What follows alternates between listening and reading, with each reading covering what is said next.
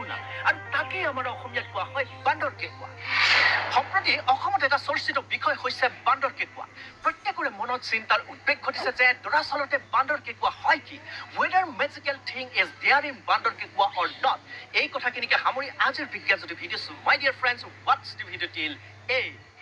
বিজ্ঞানসন্মতভাৱে সঁচা কথা ক'বলৈ গ'লে বান্দৰ কেঁকুৱাৰ গুটিবোৰত সঁচাকৈ এবিধ যাদুকৰী যৌগ পোৱা যায় আৰু তাৰ নাম হ'ল এল-ডোপা সেইকাৰণে ইয়াৰ চাহিদাও বৃদ্ধি হৈছে চাহিদা বৃদ্ধি হোৱাৰ কাৰণ এইটো নহয় যে এল-ডোপাই পুৰুষৰ শুক্ৰকৃত বৃদ্ধি কৰি প্ৰজনন ক্ষমতা বৃদ্ধি কৰে বৰঞ্চ এই গুটিবোৰৰ পৰা আহৰণ কৰা এল-ডোপা পাৰ্কিনছন ৰোগীৰ ক্ষেত্ৰত ঔষধ হিচাপে প্ৰয়োগ কৰে বান্দৰ কেঁকুৱা হ'ল এবিধ বনৰীয়া লতাজাতীয় উদ্ভিদ যাৰ বৈজ্ঞানিক নাম হ'ল মুকুনা প্ৰুডেন্স উৰহীৰ দৰে ফলবোৰ লমালমে লাগে আৰু এই ফলবোৰৰ বাকলিবোৰ ভেলভেট কাপোৰৰ দৰে গতিকে ইয়াক ইংৰাজীত কেতিয়াবা ভেলভেট বিনছ বুলিও কোৱা হয় আৰু এই বাকলিবোৰত থকা নোমবোৰ যদি আমাৰ স্কিনত লাগে আমাৰ ছালত লাগে তেতিয়াহ'লে খুবেই অসহ্যকৰ খজতি হয় গতিকে ইয়াক কাউ উইটছ বুলিও জনা যায় বিভিন্ন বৈজ্ঞানিক গৱেষণাই কয় যে বান্দৰ কেঁকুৱাৰ গুটিবোৰত সঁচাকৈ যাদুকৰী শক্তি সোমাই আছে তাৰ অন্যতম কাৰণটো হ'ল গুটিবোৰ ঔষধীয় গুণেৰে পৰিপূৰ্ণ কেৱল গুটিবোৰেই নহয় পাত শিপা লতা গোটেই গছজোপাই আচলতে ঔষধীয় গুণেৰে পৰিপূৰ্ণ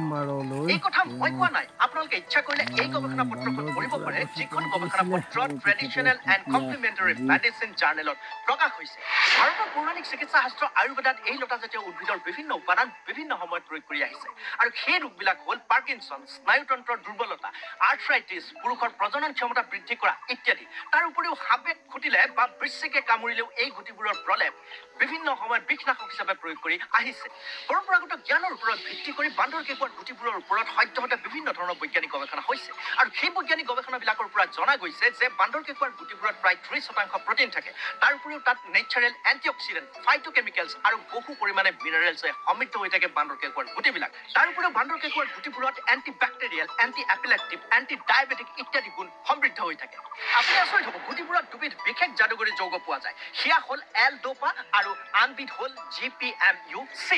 এল-ডোপা হ'ল এবিধ বিশেষ ৰাসায়নিক যৌগ যিয়ে নেকি আমাৰ দেহত ডোপামাইন নামৰ হেপী হৰমন উৎপন্ন হোৱাত সহায় কৰে গতিকে এল-ডোপা গণ্য কৰা হয় নিউৰো ট্ৰেন্সমিটাৰ প্ৰিকাৰ্চৰ হিচাপে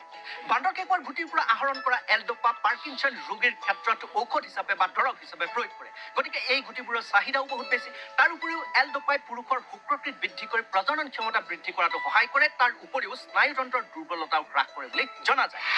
আনহাতে GPMU-C হ'ল এবিধ গ্লাইক'প্ৰটিন বান্দৰ কেঁকুৱাৰ গুটিবোৰৰ উপাদানে আমাৰ দেহত এই প্ৰটিনবিধ উৎপন্ন হোৱাত সহায় কৰে আৰু সেই প্ৰটিনবিলাকে কি কৰে আচলতে আমাৰ দেহৰ এণ্টিবডি বৃদ্ধি কৰাত সহায় কৰে যেতিয়া এজন মানুহক সাপে খুটে বা বৃশ্চিকে কামুৰে তেতিয়া যিবিলাক টক্সিক প্ৰটিন আমাৰ দেহত বৃদ্ধি হয় সেই টক্সিক প্ৰটিনৰ লগত এই গ্লাইক'প্ৰটিনে যুক্ত হৈ মানুহজনক আৰোগ্য হোৱাত সহায় কৰে